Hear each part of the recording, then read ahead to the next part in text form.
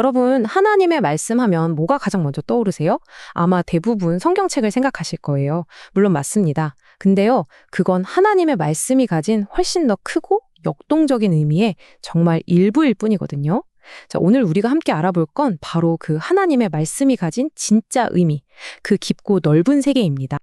네, 바로 이 질문으로 한번 시작해 볼까요? 하나님의 말씀이란 과연 뭘까요? 이 표현이 성경에서는 정말 다양하게 쓰이거든요. 그래서 그 의미를 제대로 아는 게 우리 신앙의 기초를 단단하게 다지는데 정말 중요합니다. 그러니까 결론부터 딱 말씀드리면요. 하나님의 말씀은 그냥 딱 하나로 정해진 의미가 아니에요. 오히려 여러 가지 다른 형태를 통해서 하나님의 권위와 뜻을 보여주는 복합적이고 살아있는 개념에 가깝습니다. 지금부터 그 놀라운 형태들을 하나씩 파헤쳐 보겠습니다. 첫 번째 파트입니다. 우리는 먼저 말씀이 글자로 기록되기 이전의 형태로 가볼 거예요. 바로 살아있고 직접 선포된 말씀이죠. 하나님께서 얼마나 역동적으로 우리와 소통하셨는지 같이 한번 보시죠. 가장 중요하고 정말 심오한 형태부터 시작해 볼게요. 그건 바로 예수 그리스도, 그분 자신이 살아있는 하나님의 말씀이라는 개념입니다. 이건 책이나 글자가 아니에요. 인격, 그 자체라는 거죠. 요한복음이 이 개념의 핵심을 정말 멋지게 표현하죠. 말씀이 육신이 되었다. 이게 무슨 뜻일까요? 바로 이거예요. 눈에 보이지 않는 하나님의 모든 성품, 우리를 향한 그분의 모든 뜻이 예수 그리스도라는 한 인격을 통해서 완벽하게 드러났다는 겁니다. 다시 말해서 예수님을 보는 게 곧 살아있는 하나님의 말씀을 보고 듣는 것과 똑같다는 거죠. 다음은요, 하나님의 말씀이 가진 정말 어마어마한 창조적인 힘에 대한 이야기입니다. 하나님께서 빛이 있으라 하시니까 빛이 생겨났잖아요. 그것처럼 그분의 말씀은 그냥 말이 아니라 무에서 유를 만들고 온 세상을 움직이는 강력한 명령 그 자체입니다. 시편은 그 창조의 능력을 정말 아름답게 노래하고 있죠. 근데 여기서 진짜 놀라운 게 뭔지 아세요? 이 창조의 말씀이 그냥 옛날 옛적에 한 번 하고 끝난 게 아니라는 사실이에요. 성경은 그리스도께서 지금도 능력의 말씀으로 만물을 붙들고 계신다고 말하거든요. 그러니까 하나님의 말씀은 세상을 만들었을 뿐만 아니라 바로 지금 이 순간에도 온 우주를 지탱하고 있는 힘인 셈입니다. 하나님께서는요, 때로는 정말 우리 귀에 들리는, 우리가 쓰는 바로 그 언어로 특정 사람에게 직접 말씀하시기도 했습니다. 예를 들어 아담에게 선악과를 먹지 말라고 명령하신 것처럼요. 신약에서 가장 분명한 예가 바로 이 장면 아닐까요? 예수님이 세례 받으실 때 하늘에서 직접 하나님의 음성이 들렸잖아요. 이처럼 하나님이 직접 하시는 말씀은요, 듣는 사람에게는 그야말로 절대적인 권위를 가졌습니다. 그 말씀을 거역한다? 그건 곧 하나님의 뜻을 정면으로 거스르는 거나 마찬가지였죠. 자, 마지막으로 하나님께서는 당신이 선택한 예언자나 사도들을 통해서 말씀하시기도 했습니다. 그러니까 사람이 말하는 거지만 그 내용은 100% 하나님의 것이었다. 바로 이겁니다. 이 구절이 정말 핵심을 꿰뚫고 있죠. 하나님이 직접 약속하시는 거예요. 내가 내 말을 그의 입에 둘게.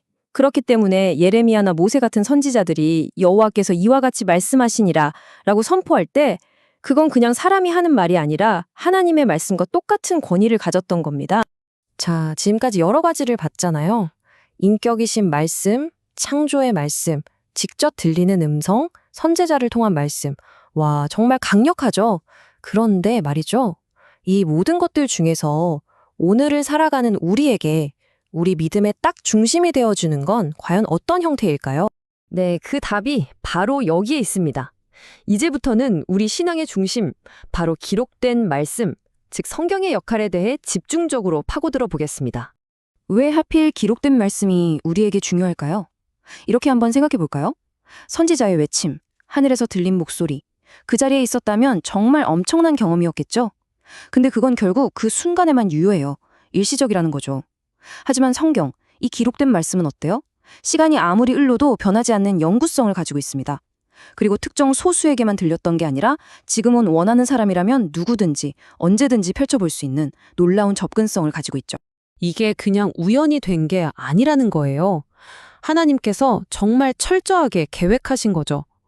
미래에 올 우리 세대 또 그 다음 세대들이 계속해서 당신의 말씀을 배우고 따를 수 있도록 의욕적으로 기록하게 하신 겁니다.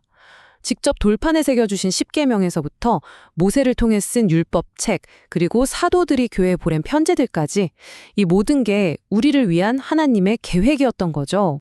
좋아요. 그렇다면 왜 우리의 신앙은 다른 게 아니라 바로 이 기록된 말씀, 성경에 뿌리를 내려야만 할까요? 여기에는 아주 현실적이고 중요한 이유가 있습니다. 기록된 말씀은 우리에게 몇 가지 엄청난 유익을 줍니다. 첫째, 기록되어 있기 때문에 시간이 지나도 사람이 말을 옮겨도 내용이 변질될 위험이 없어요. 정확하게 보존되죠. 둘째, 덕분에 우리는 한 번 쓱 보고 끝나는 게 아니라 계속 반복해서 읽고 깊이 묵상하면서 그 의미를 파고들 수가 있는 거예요. 또 이게 정말 중요한데 인쇄된 말씀은 시공간을 초월하잖아요. 그래서 훨씬 더 많은 사람에게 전해질 수 있고 우리 모두가 바로 이거야 하고 함께 볼 수 있는 객관적인 기준이 되어주는 겁니다.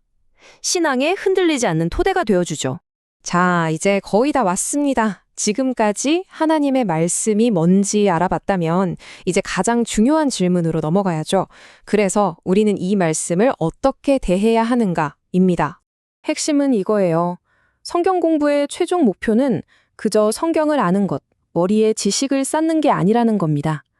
진짜 목표는 그 말씀을 통해서 내 삶이, 내 생각이, 내 존재가 완전히 변화되는 것, 바로 그거죠. 하나님께서 여호수아에게 그냥 율법책을 읽으라고만 하지 않으셨어요. 밤낮으로 묵상하라고 하셨죠. 여기서 묵상이라는 건요, 그냥 글자를 눈으로 훑는 게 아니에요. 소가 풀을 되새김질 하듯이 그 말씀이 과연 내 삶에 무슨 의미일까 계속 곱씹고 생각하고 내 것으로 만드는 과정이에요. 그리고 하나님은 바로 그 묵상을 통해서 우리의 삶이 평탄하고 형통하게 될 거라고 약속하신 겁니다. 네, 오늘 우리는 하나님의 말씀이 단순히 책 한 권이 아니라는 걸 봤습니다. 살아있는 인격 그 자체이고 온 우주를 만들고 지금도 붙들고 있는 엄청난 능력이라는 걸요. 그리고 그 모든 말씀이 바로 우리 손에 들려있는 이 성경에 고스란히 담겨 있다는 것도요. 자, 이제 마지막 질문은 바로 여러분을 향합니다. 이 놀라운 하나님의 말씀을 오늘 당신은 어떻게 당신의 삶을 바꾸는 능력으로 만들어 가시겠습니까?